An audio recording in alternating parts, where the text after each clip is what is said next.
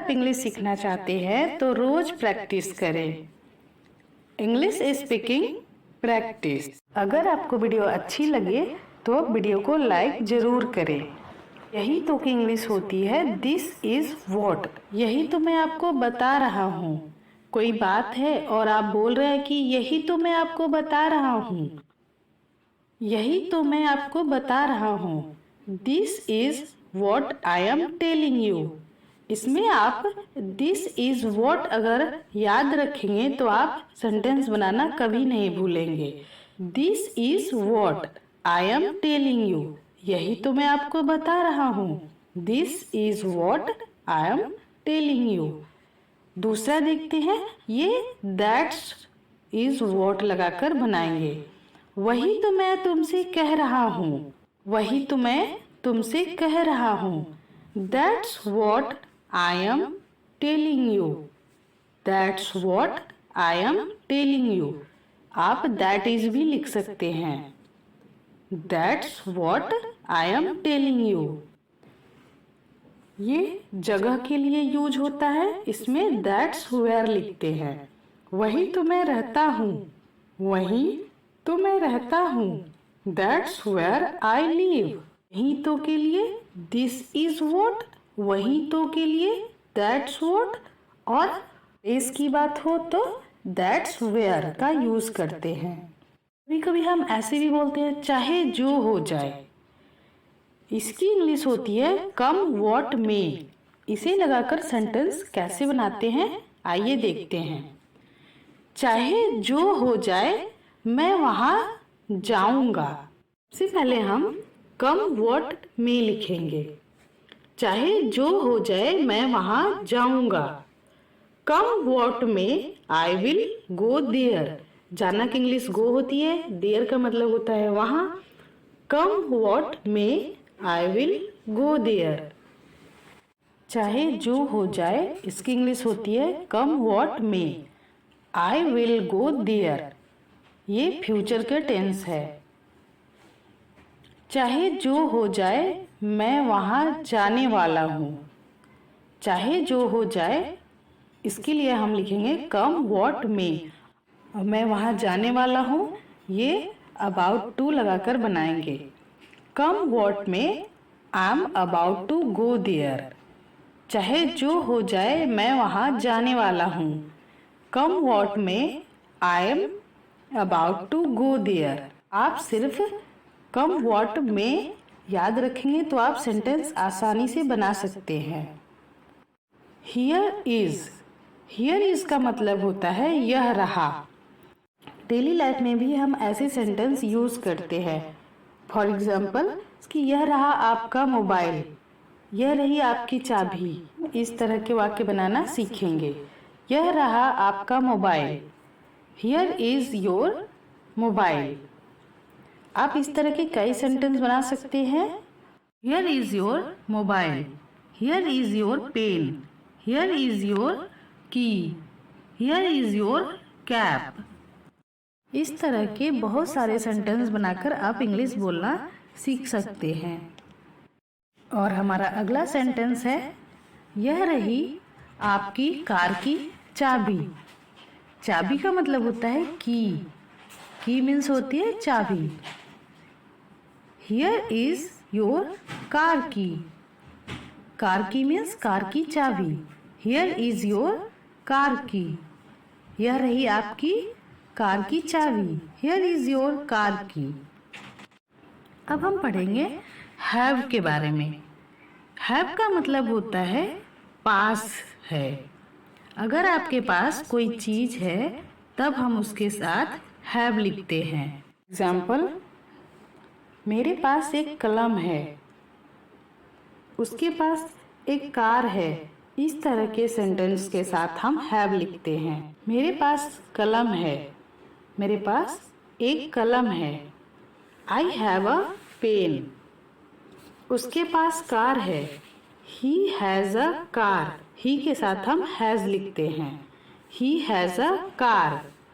उसके पास पैसा है। He has money.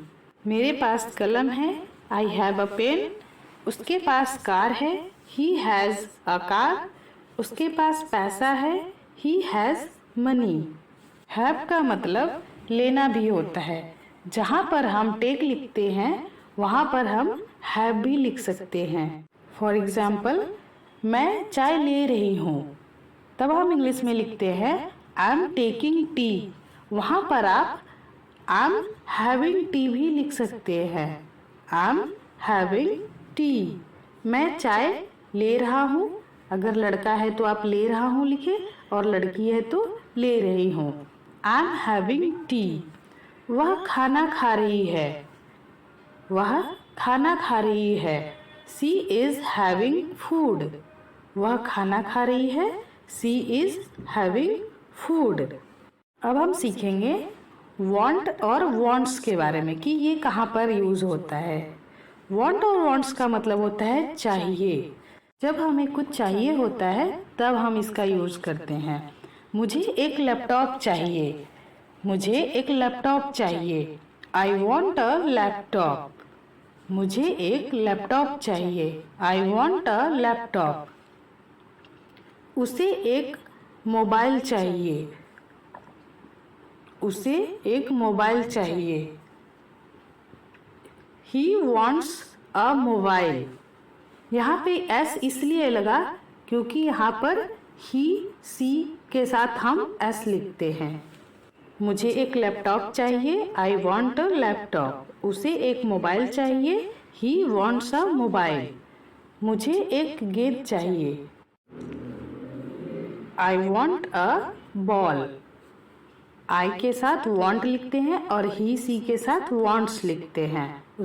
अब आपको समझ में आ गया होगा कि वॉन्ट और वॉन्ट्स कहाँ लिखते हैं। अब हम सीखेंगे वॉन्टेड के बारे में कि वॉन्टेड कहाँ लिखते हैं। वॉन्टेड का मतलब होता है चाहिए था। वॉन्टेड के साथ आप आई ही सी कुछ भी लिख सकते हैं। उसे मोबाइल चाहिए था। He wanted a mobile. उसे एक मोबाइल चाहिए था। He wanted a mobile. और हमारा अगला वाक्य है मुझे एक नई बाइक चाहिए थी। मुझे एक नई बाइक चाहिए थी। I wanted a new bike. I wanted a new bike. मुझे मोबाइल चाहिए था। He wanted a mobile. मुझे एक नई बाइक चाहिए थी। I wanted a new bike. want to का मतलब होता है चाहता है। वहाँ तो था कि चाहिए था, पर यहाँ है कि चाहता है कि मैं सोना चाहती हूँ। मैं सोना चाहती हूँ। I want to sleep. मैं सोना चाहती हूँ। I want to sleep. अगर आप कुछ चाहते हैं, करना चाहते हैं, तो आप want to का यूज करेंगे। मैं सोना चाहती हूँ। I want to sleep. वह खाना चाहती है या वह खाना चाहता है। आप इसमें वर्ब के फर्स्ट फॉर्म यूज करेंगे। He wants to eat. He wants to eat. अब हम सीखेंगे वॉन्टेड टू के बारे में। ये पास्ट में यूज होता है। इसकी हिंदी होती है चाहता था। मैं वहाँ जाना चाहता था। मैं वहाँ जाना चाहता था। मैं की इंग्लिश होती है आई। वॉन्टेड मीन्स चाहता था। जाना की इंग्लिश होती है गो। देयर मीन्स होता है वहाँ। मैं वहाँ जाना चाहता था। I wanted to go there. I wanted to go there. मैं पढ़ना चाहती थी। मैं पढ़ना चाहती थी। आई का मतलब होता है मैं। पढ़ना की इंग्लिश होती है रीड। वॉन्टेड मीन्स होता है चाहती थी। मैं पढ़ना चाहती थी। I wanted to study. I wanted to study. कुछ एग्जाम्पल्स और देखते हैं। वॉन्ट टू का यूज प्रेजेंट में होता है और वॉन्टेड टू का यूज पास्ट में होता है। मैं आपकी मदद करना चाहता था या मैं आपकी मदद करना चाहती थी। I wanted to help you. I wanted to help you. मैं आपकी मदद करना चाहता था। I wanted to help you. मैं तुमसे मिलना चाहती थी या मैं तुमसे मिलना चाहता था। I wanted to meet you. I wanted to meet you. मैं तुमसे मिलना चाहता था। I wanted to meet you. मैं आपकी मदद करना चाहता था। I wanted to help you. मैं तुमसे मिलना चाहता था। I wanted to meet you. वह जाना चाहता था। He wanted to go. He wanted to go. Thanks for watching.